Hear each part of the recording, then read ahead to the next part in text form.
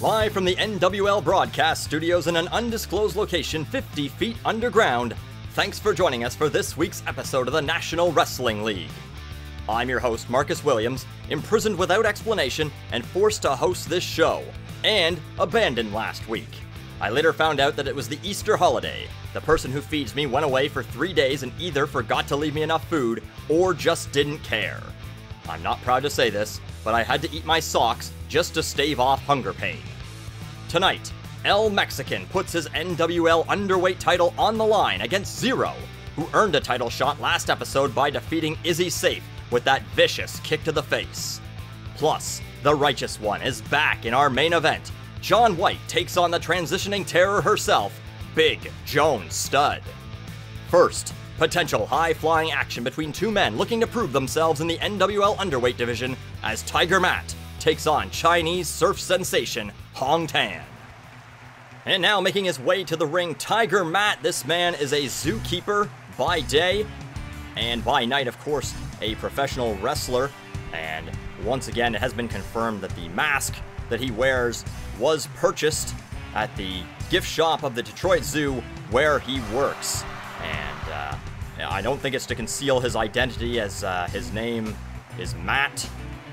He doesn't say his last name here, but clearly I can't imagine there's too many people working at the zoo named Matt. And now, Hong Tan making his way to the ring, the Chinese surf sensation, who last week, or last episode, of course, we saw him matched up with the White Knight, and he lost that match. Both of these men looking for a win after recent losses, and well, one man definitely going to get it here tonight, as Hong Tan now making his way to the ring.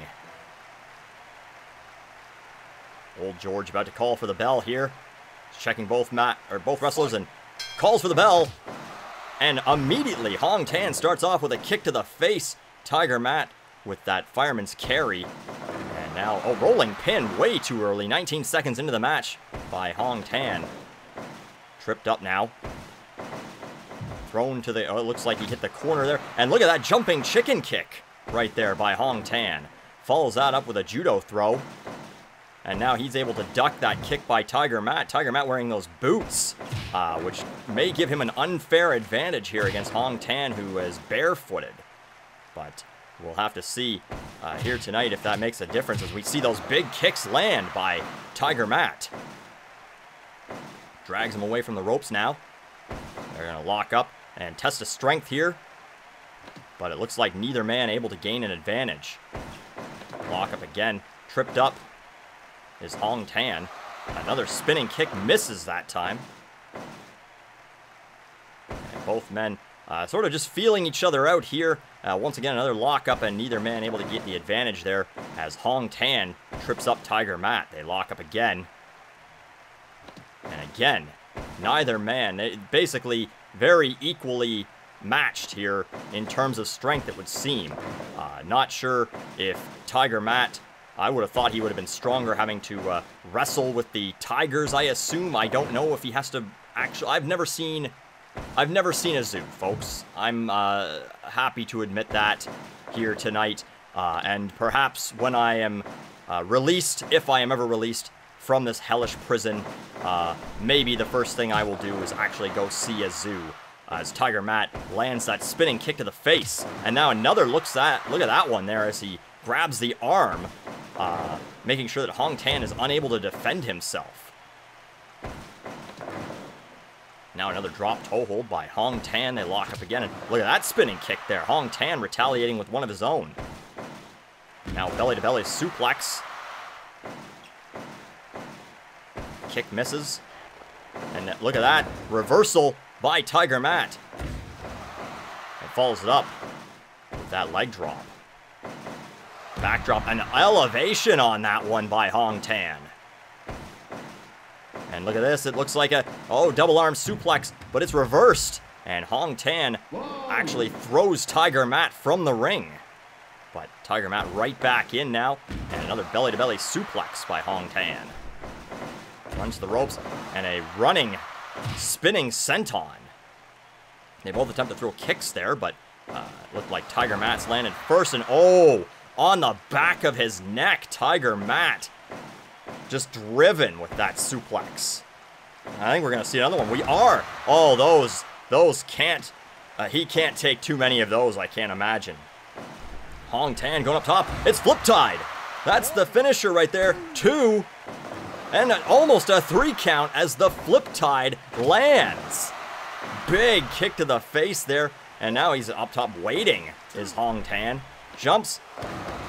And flying Hurricane Rana. But Tiger Matt seems to be unfazed as he lands that double underhook suplex. Now tripping him up. And this is a motivated man as he tries to regain what he's lost here in terms of being beaten up. Trying to mount some sort of a comeback here. And there's that liver kick right there. Following up with another neck breaker. He runs up. Look at that springboard moonsault. We have 1, 2, and a 2 count. Hong Tan kicks out. Another belly-to-belly suplex. Picks him up. And what do we see here? That's Hang 5. Another one of the signature moves of Hong Tan. He lands Hang 5 and locks him up in this weird surfboard pin too. And almost a 3 count again. And there was a fireman's carry into a rolling, I don't even know what, and then lands that enziguri. That kick to the back of the head with those boots. Right to the ponytail. Another rolling senton now by Hong Tan. Oh, and that kick was reversed with a kick of his own there. Tiger Matt lands first. Oh, it's Tiger's jaw. 1, 2, almost a 3 count again there. And these two neck and neck in this match right now. I don't know. It doesn't look like either man has an advantage as that leg scissors connects. Tiger Matt in all sorts of trouble right in the middle of that ring. And Hong Tan now landing another one of those belly-to-belly suplex and Hang 5. This could be it right here. Locks up. And no, it looks like Tiger Matt close to the ropes. And oh, he's not close to the ropes for this though. Tiger's jaw. 1, 2. No, almost a 3 count again. Gut wrench suplex by Hong Tan. Follows it up with 2 sentons there. And again, the elevation on one of those backdrops. That chicken kick lands there. And, oh, reversed. And that was probably good as Tiger Mask was about to take, I think, one of those big neck breaker drops on his head. Again, some sort of suplex that Hong Tan was utilizing. Both men throw kicks and miss. And now it looks like Tiger Matt going up top. And I thought that was going to be a moonsault, and he spins it into a senton. Both of these men displaying huge athleticism here. And what do we have? Tiger suplex. And now, oh, he's going for the pinfall. 1, 2, 3, and that is it. That Tiger suplex lands Tiger Matt basking in the win there. Almost like a savage animal as he wins that match with that Tiger suplex. Drops Hong Tan on the back of his head, and that was about as much as he could take there. And that is it. 13 minutes, 1 second it took for Tiger Matt to defeat Hong Tan. This next match sees 2 tag teams also looking for redemption as Federal Express takes on the Millionaire Chip Billings and Deadly DeAndre Jackson, aka Solitary Refinement. And making their way to the ring right now, Fred Earl Express, delivery men by day, wrestlers by night. And I often wonder if these day jobs that some of these wrestlers seem to have managed to wear them out or take it out of them before they end up hitting the ring. Especially here in the case of Federal Express, who have not managed to put together any sort of wins here. They've lost, I think, all of their matches that I can remember, and now we see Solitary Refinement making their way to the ring after a string of bad luck against Jeff Styles and Eric Styles, aka, of course, Conflicting Styles. Last episode, in fact, we saw Deadly DeAndre Jackson knocked out, and they now make their way to the ring. Friends from prison, former cellmates, the millionaire Chip Billings, Deadly DeAndre Jackson, it's solitary refinement. And we are about to get the bell here. We have it, and it looks like Fred Drecker is going to take on Chip Billings at the start of this match. See an elbow to the face there. And Chip Billings, a man who is seemingly fine with doing his own dirty work. You would think that he would perhaps send his partner out first to soften up the team, the much stronger Deadly DeAndre Jackson. But Chip Billings likes to get in there first and see what he can do, and he's not doing so well so far as he's tripped up there by Fred Drecker. Uppercut misses. And Chip Billings went to some of the finest schools, both educational and wrestling, I'm told. And oftentimes not really showing it, though, with his less than refined style, shall we say, with a lot of punches. And look at these gorilla presses by Fred Drecker. Two of them right there, showing off his strength. And I'm going to tell you right now, if his day job wears him out, he's certainly not showing it here, as he is just throwing Chip Billings around like it's a package that doesn't say fragile on it. And now, oh, look at this, though. The two men, solitary refinement in there, and they land that double suplex. These two men work very well as a team. Despite being from different backgrounds, you would have thought that these are a very unlikely pairing. But they are men that work extremely well together in tag team action. Missed with that clothesline, does Fred Drecker, but he follows up with that trip. And now throwing him to the corner, but now it's reversed. And Jackson, lands those two punches to the face. And now, looks like Fred Drecker brings in Earl, and double team move fought off there by Jackson. Punch to the face now, and oh, look at this. That was a assisted piece crusher right there. Body slam. It doesn't look like DeAndre Jackson is phased, and we'll have to see. He's had a couple weeks to recover from that vicious knockout delivered to him by Jeff Styles. And we'll have to see if he's recovered enough here, and he lands that shot to the groin on Earl Haynes. Earl seemingly unaffected as he lands that leg catch enziguri. Oh, and those clubbing blows by DeAndre Jackson. And it looks like he's not able to follow up, though. Earl just sort of fighting for his life here. And look at that one. Quick Frankensteiner or leg scissors or something there, and then follows up with a snap suplex. And another snap suplex. Earl deceptively strong for his size, the much smaller member of Federal Express, but is throwing around DeAndre Jackson, who is not a small man at all. Just tossing him around with those suplexes. But right there, those clubbing blows, falls up with a knee to the back, does DeAndre Jackson. A big clothesline there by Earl Haynes. And it looks like a jawbreaker there, but DeAndre Jackson looking a little worn out. He lands that spinning clothesline, though, and coconut crush. Now a second one there. He's starting to put together a little string of offense, and running kick to the ribs. Nothing refined about that. And this is lights out. And he lands it. But he is in enemy territory here. Fred Drecker in and easily breaks up that pinfall attempt.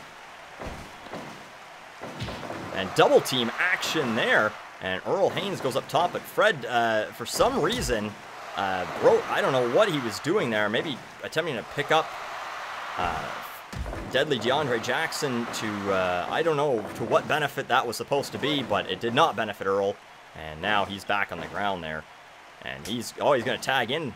And they're all tagging in. Fresh men in the ring now. The legal men are the millionaire Chip Billings, landing those knees right there on Fred Drecker. And locks in. Look at this move here. Now this is something he must have learned, I don't know, from one of the great technical wrestlers that he has worked with in his time. backbreaker by Fred Drecker. And not able to follow that up, though, as Chip Billings right back up. Jawbreaker now on Fred Drecker. And Fred Drecker able to fight off whatever it was that Chip Billings was about to attempt there. Big uppercut.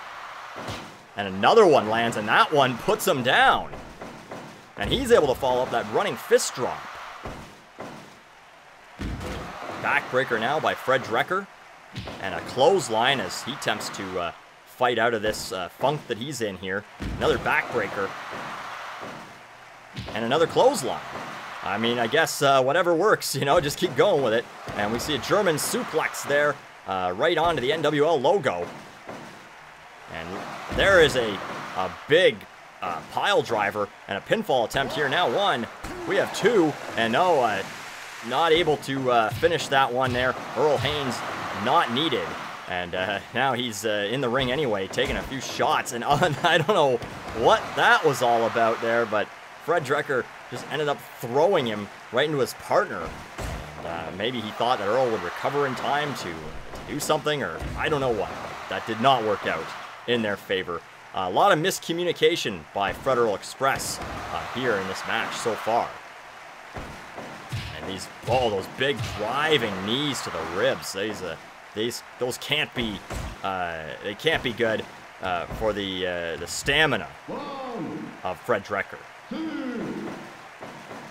Looks like he's back in the ring after being thrown out. Throws Chip Billings into the corner. No, Chip follows up, throws him in the corner now. And we're not going to see anything happen in the corner as that body slam lands and another clothesline and some stomps by Fred Drecker. Those vicious stomps. And what is this?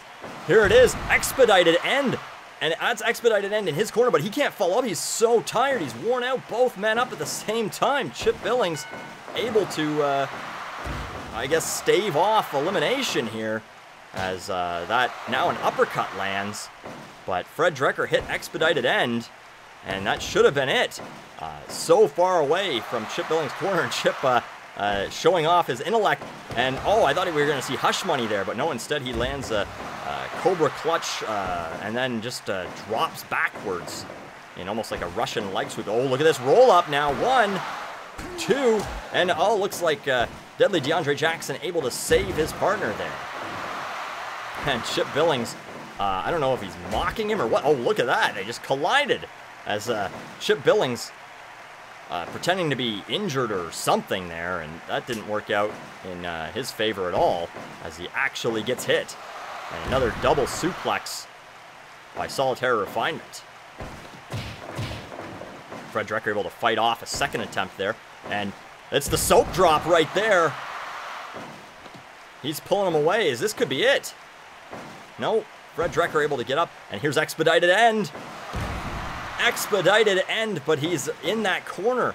And I don't think this is gonna, yeah, 1 count as Chip Billings is able to easily save his partner. Fred Drecker is gonna have to get Deadly DeAndre Jackson away from that corner if he wants to attempt that again. And look at this double team here. Chip Billings throws him in the corner, and DeAndre Jackson follows up with that tornado DDT. And another soap drop, and this time Fred Drecker boosted out of the ring, and Chip Billings is going to go follow up here. And takes expedited end for his trouble on the mats on the outside. That cannot feel good. And, oh, drives his head into the concrete, or, well, that padded. I mean, there's only, like, you could see basically like an inch of padding there. And I don't know what, in the meantime, DeAndre Jackson is down, courtesy of Earl Haynes, but look at this. It's lights out. Is this going to be enough? We have 1, 2, 3, it is.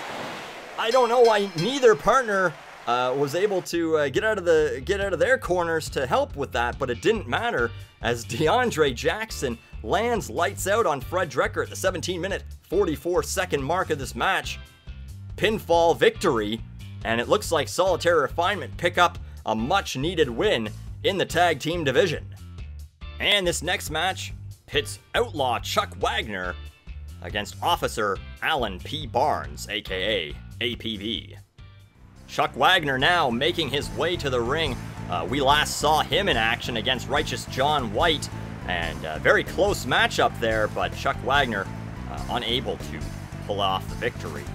And I've told you about his backstory before. This man used to run a ranch/cowboy theme park in which families would come and get to pretend to be a cowboy for a day or a weekend, or I'm not sure what happened there, but all that matters is that he ran into the ground and is now taking his anger out on the wrestlers of the NWL, including perhaps this man tonight, Officer Alan P. Barnes, on leave right now from the police department that he previously represented for numerous cases of police brutality.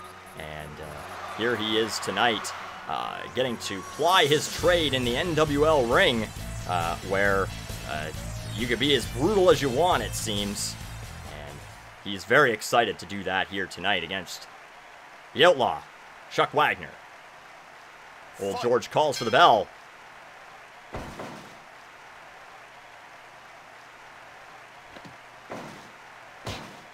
And for some reason, I don't know why Chuck Wagner just stood there at the start of this match. I thought maybe something was wrong with him, which was why I was confused there. Just silent for a second. I was like, what was going on there? But Chuck Wagner appearing to be okay. And this match has begun. Perhaps just playing possum as he lands that eye rake right there. Both men lock up, and neither man able to gain an advantage. I've talked to you about this before, but due to his leave right now, Alan P. Barnes is not allowed to wear any of his insignia, including his badge or any sort of an insignia that would identify him as a police officer.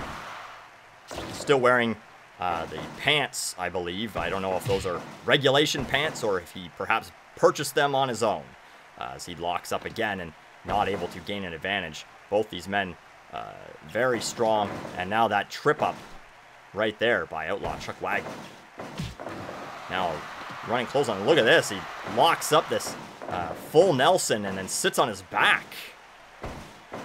That's got to put a lot of pressure on the neck, but Alan P. Barnes able to get out of that real quickly. Chuck Wagner takes a shot to the face.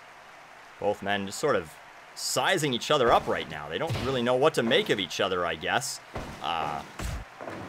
Chuck Wagner, probably not the type of criminal that Alan P. Barnes would normally be arresting, as Outlaw Chuck Wagner seems to be one of those old-timey villains from like a Snidely Whiplash type character here. And I don't imagine that Officer Barnes here has ever arrested anyone for cattle rustling, for example. And that shoulder, head and arm shoulder slam right there by Chuck Wagner. And it looks like Officer Barnes showing off some of his arrest techniques there as he locks in that chicken wing choke. Oh, a reverse pile driver and a pinfall attempt here. We have one, but no, only a one count right there. Now goes behind and a back body drop and follows it up with that kick to the back.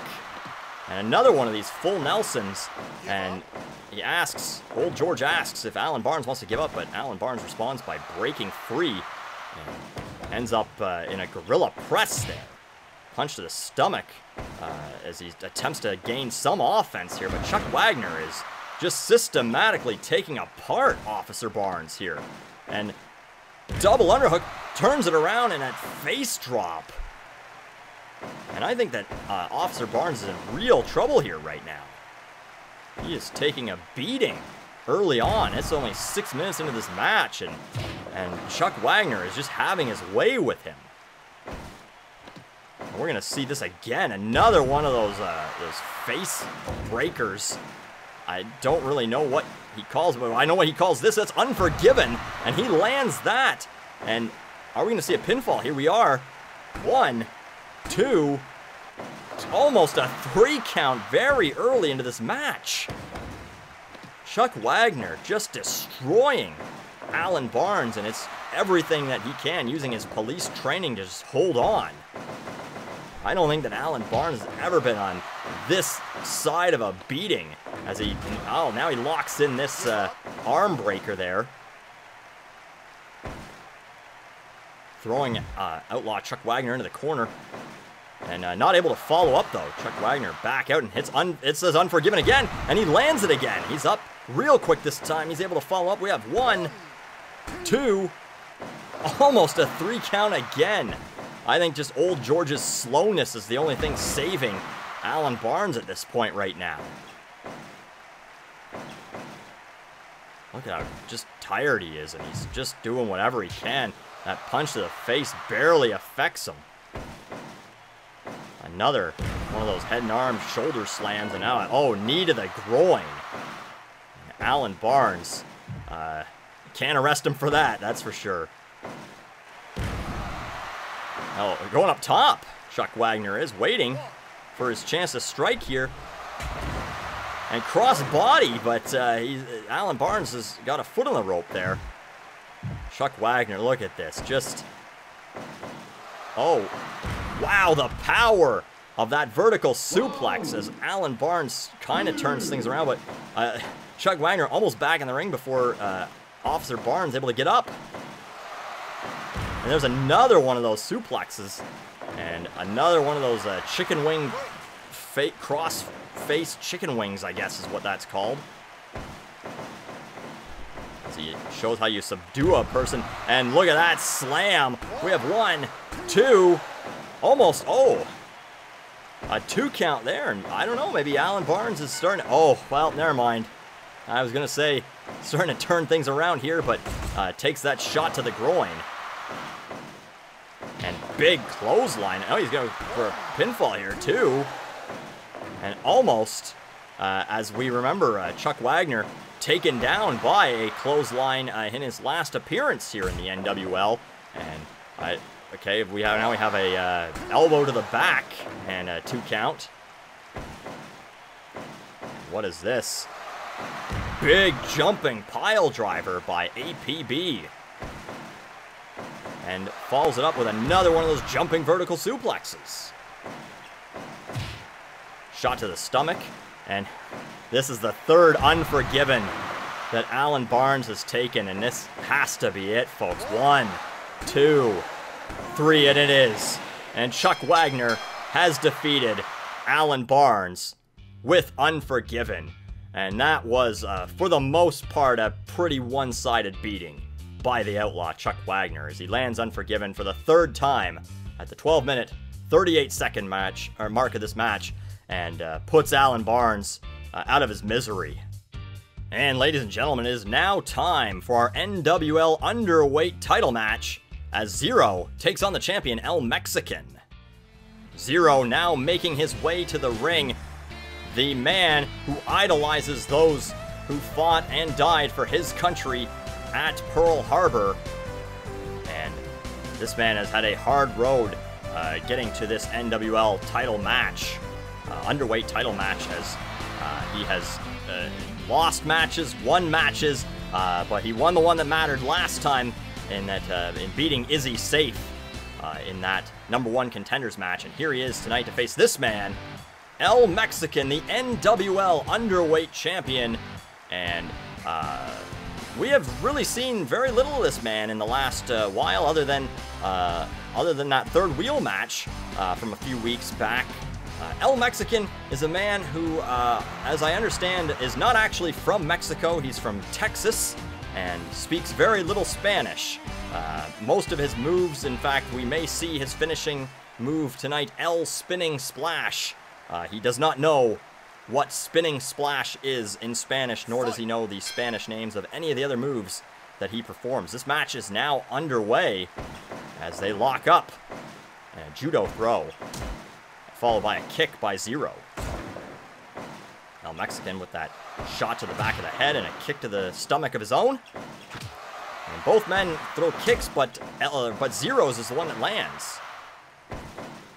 They lock up now. And El Mexican gets the advantage with that whip. And a spinning kick and another one, that one to the guts of Zero.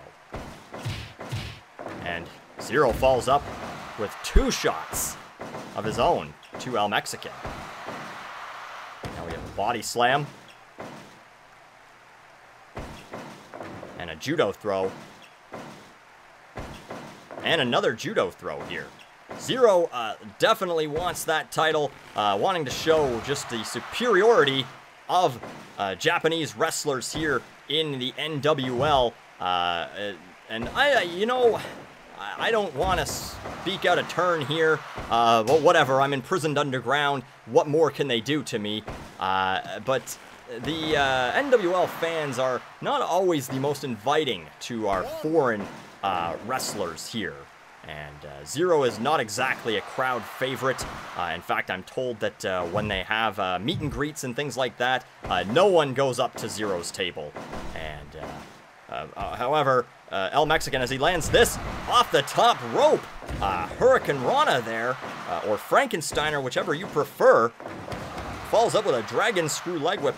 This man, very popular, despite the fact that he pretends to be Mexican when he's not. I mean, maybe his parents were from Mexico, or I don't know. And we can't stand to the mask, so I don't, I don't want to talk about what people look like and judge books by their cover or whatnot, but we have no idea how Spanish he even is. But anyway, he lands that, Zero lands that kick, and I don't know why I'm sympathizing with Zero, perhaps as an outcast myself. And look at this! That's the Pearl Harbor Plunge! 2, and no, a 2 count by Zero. And El Mexican and his NWL Underweight title is in jeopardy here, serious jeopardy. Goes up top. Big frog splash, and that one lands to the back of Zero. Look at this though, Zero with that samurai kick to the face. That was the move that won him this right to be here today. And we have 2 and almost another 3 count with that kick. Drags him into the middle of the ring, and he thinks that maybe he'll have a little better luck there, as Old George doesn't like to move around the ring a lot for some reason. I'm not really sure why that is, conserving his energy, or I'm not sure how old George really is. I'm told that his name is Old George, or that's what they call him. I don't imagine that his first name is George, or his first name is Old. Spinning kick by Zero misses. And a Frankensteiner or Hurricane Rana right there again by El Mexican. This one on the ground instead of off the top rope. And that, what is this we're going to see here? He goes out, throws himself at Zero, and lands that Hurricane Rana. We have 2 and almost a 3 count. High flying action early on in this match, courtesy of El Mexican. Whip to the ropes. And he ducks under that one, but takes that kick to the stomach all the same. Zero with a, gets hit by that reverse DDT. And now they lock up again, and now a regular DDT by El Mexican. I'm sure he probably calls it LDDT. And he goes back, and the kangaroo kick, and now Zero pretending to be an airplane to honor the memory of his grandfather. He goes up top, and this is Divine Wind, and it lands! But El Mexican right back up.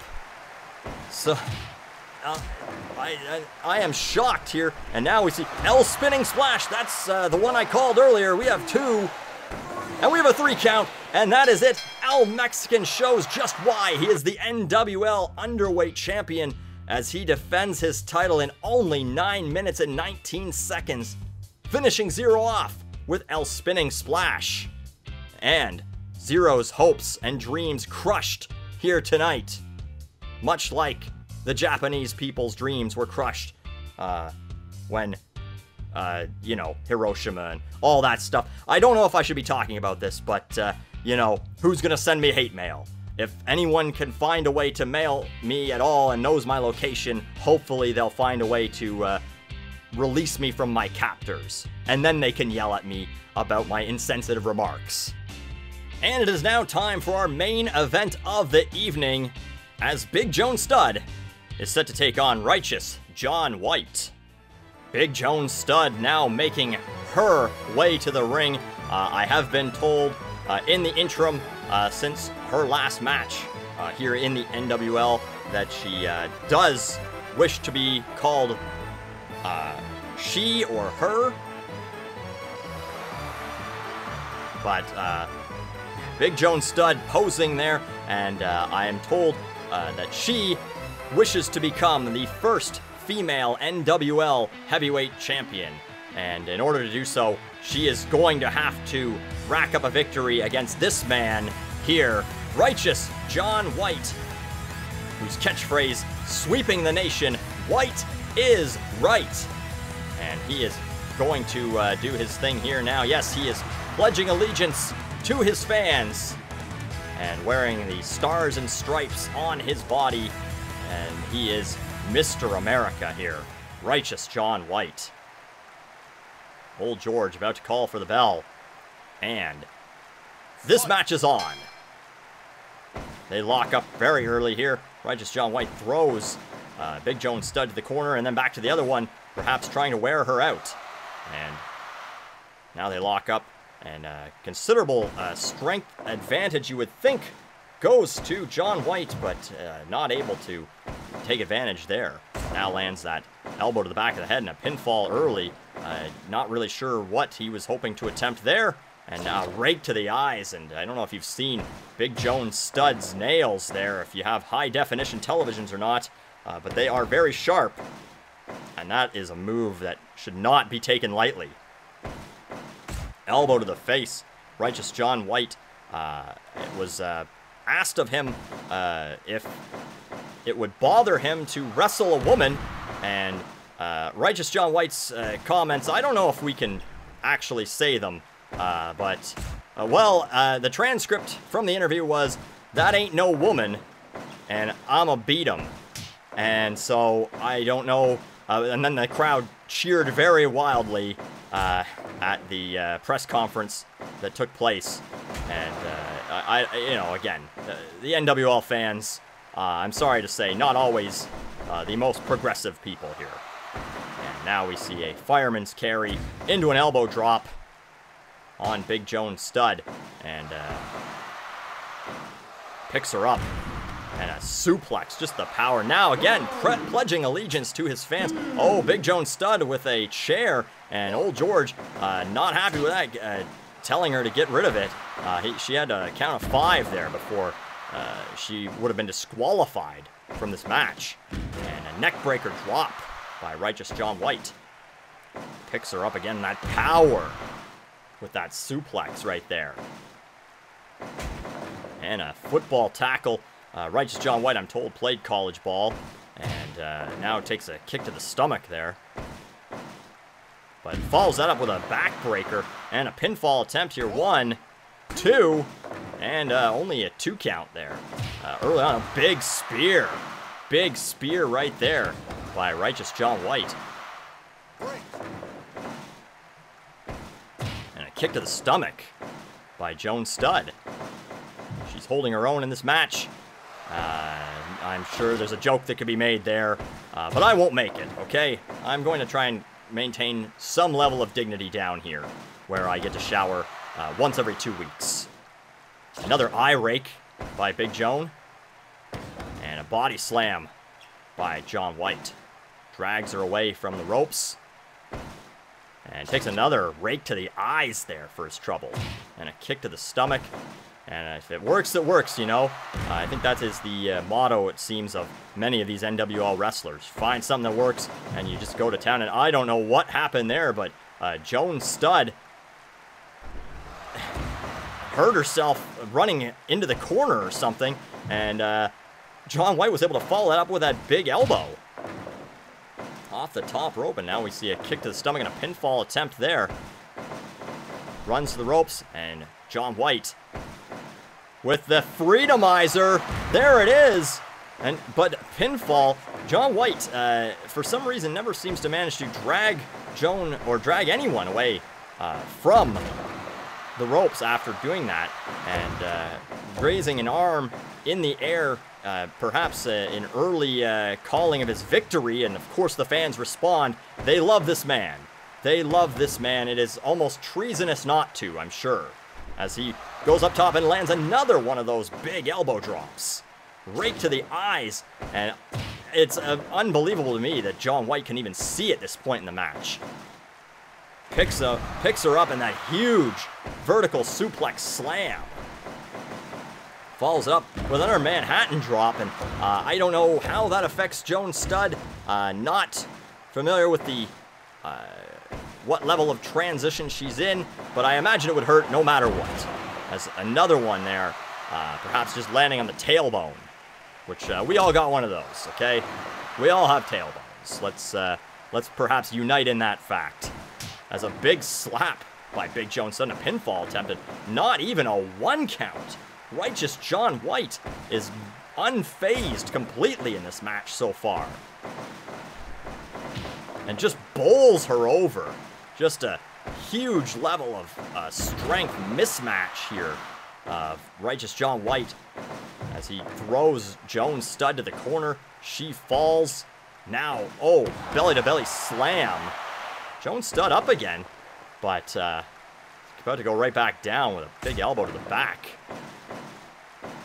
Oh, the uncrossable borderline, and this could be it. 1, 2, 3, that is it. The uncrossable borderline once again gets Righteous John White the victory, and 10 minutes and 41 seconds is all it took for Righteous John White to defeat Big Joan Studd here tonight in our main event, and that is going to do it for this week's edition of the NWL.